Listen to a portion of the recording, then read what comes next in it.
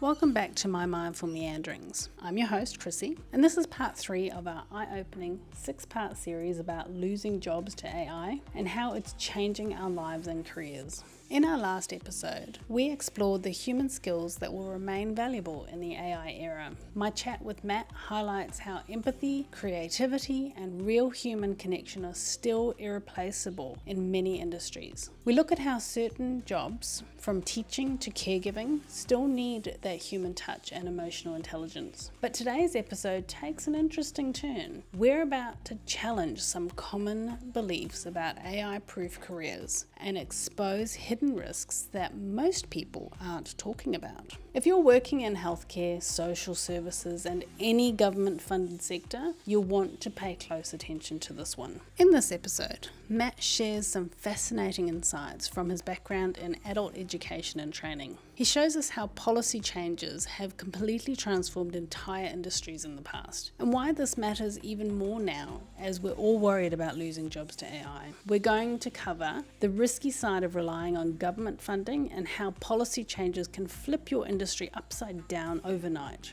Real examples of how AI is already showing up in jobs we thought were safe. Smart strategies for protecting your career, no matter what industry you're in. Why fighting against AI might be the wrong approach and what to do instead. Whether you're a healthcare professional, social worker, educator, or someone who thinks their job is AI-proof, this episode might surprise you. But more importantly, it'll help you make smarter decisions about your career path. So grab a coffee and join us for another Mindful Meanderings through the world of AI automation. What you learn today could make all the difference in your professional future. Let's jump in and find out which jobs are really AI-proof, and more importantly, how to set yourself up for success in this increasingly automated world.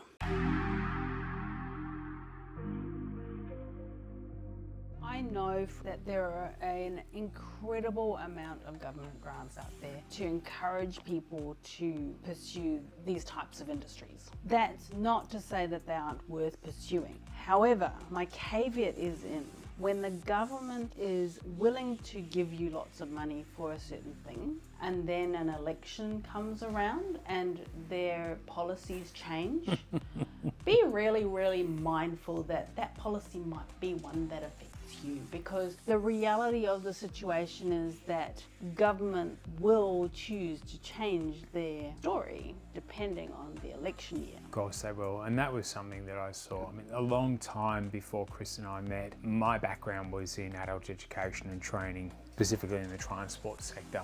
And over the space of 10 years, with a number of different changes in government, I'd seen quite a few policy decisions that caused businesses to close and other businesses to open. And that was largely in that training and education space. There were a lot of companies that, when the money was free flowing and easy, they opened up and they made millions. And, you know, good on them for being well positioned and taking advantage of the opportunity that was there. However, what value was imparted in relation to that? And if you as a business are not considering sustainability and you're a one-trick pony which depends upon government funding, then it just takes an election to completely diminish your position in the market. So being addicted to government funding, whether you're a business or you're a special needs carer or whatever it might be, if that is the extent of your peripheral scope, prepare for change.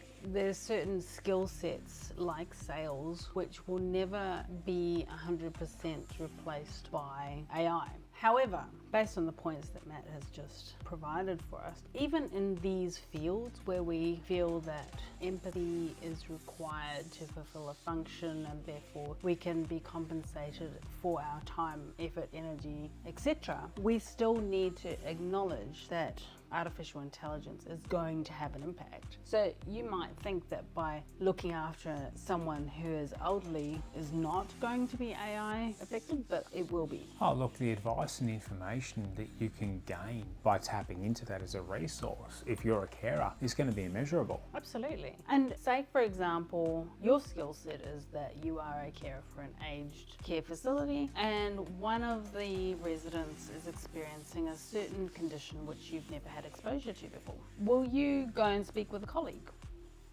Potentially. And that's great because it helps to build connection, it builds rapport and all that sort of stuff. And that knowledge is shared, which is fantastic.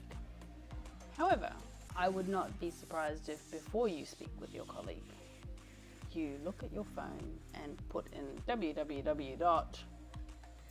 Whether it's Claude, ChatGPT. I mean, today I was installing a private GPT on the computer and I'm partway through that setup. So you'll ask questions. I know from my experience lately, and we're in mid-2024, and large language models have only really been widely deployed for public use for, let's say, 18 months. Maybe, yeah. You know, speculatively around that scope. But my habits when it comes to how I'm using resources online these days, you could argue that I've probably gotten a little lazy with some things. And let's be... Is it lazy or smart? Well, I think it's a combination of both, to be completely objective about it. The smart in the sense that using the tools and getting them to do the work instead of me doing the work is an efficiency enhancer. And lazy in the sense that it's a path of least resistance. So... I'm going to challenge you. Go. When Henry Ford was put on the stand and he was asked 100 questions about how to do this and how to do that, and he was grilled to the nth degree, what was his response? Yeah, you don't need to be the expert in everything. Why be the expert if you can hire a specialist? It was something to that effect. It was. So historically, and I'm using this specifically well, they did. Example. They questioned him in court and said, "Why should you be in charge of such a large company?" I can't remember the specifics, but I get where you're going. Yeah. The reason I'm going down this sort of road is because you have a choice here. As a carer, you are looking after somebody who has a specific need. You can go and speak with one of your colleagues and discuss the challenges you're having with Mrs. So-and-so, blah, blah, blah, whatever.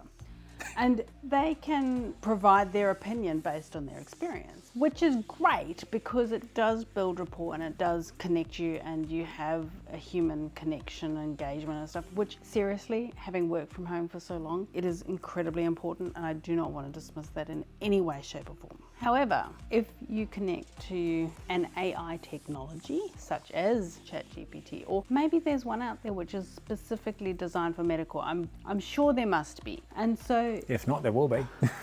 After this conversation. And that will provide all of the information. You'll be able to, within a much shorter space of time, get the answer you need to be able to support Mrs. So-and-so with whatever trauma she's re-experiencing through her lifespan than you ever would by having a 1-hour conversation with your colleague. Well, I suppose the thing to consider with that is that your colleague has only got their pool of knowledge to draw upon and their experience. Whereas when you're looking at something like large language models or LLMs that are being utilised nowadays with AI, they're trained upon millions and millions of bits of information where there was one that I was looking at today that was, I think it was Meta had built it and invested something like $24 million in building this, and you can actually download it for free and utilize it on your own machine.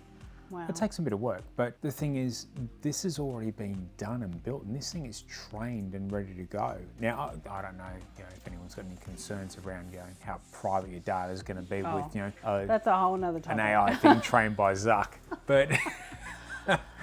Look, honestly, that is a whole nother topic, and I think we do need to discuss it because that in and of itself brings a whole nother level of anxiety that some people probably aren't even consciously aware that they're experiencing. But today we're just talking AI. Yeah. And I think this and is it's a very, very shallow AI conversation too, because we really are looking at like what jobs on the surface, as you said, it's not an extensive list, on the surface, are not affected by AI. Are not affected by AI. And we're not looking at the ones that are affected by AI. Absolutely. The ones that are affected by AI are so expansive, I haven't even begun to understand all of the areas that AI have touches. And there you have it, folks.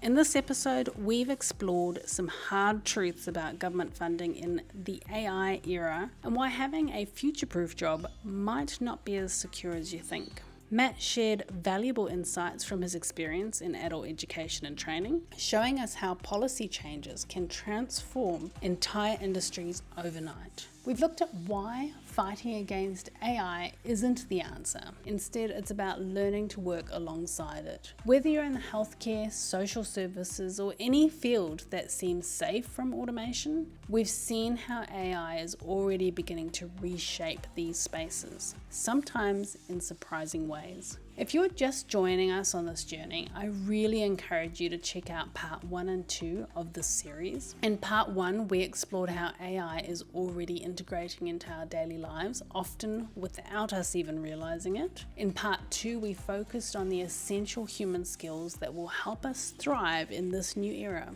These episodes will give you crucial context of understanding where we are and where we're heading. Coming up in part 4, we're getting practical. I'll be sharing my personal experience experimenting with ChatGPT and other AI tools and how they're changing the way I approach my work. We'll dive into real examples of how businesses and industries are implementing AI technologies, including some fascinating insights about how these tools are transforming creative and professional work. Until next time, remember, the goal isn't to be AI proof, it's to become AI enhanced. Keep honing those unique human skills while embracing the technological tools that can help you work smarter, not harder. This is Christine with Mindful Meanderings, and I'll see you in part 4.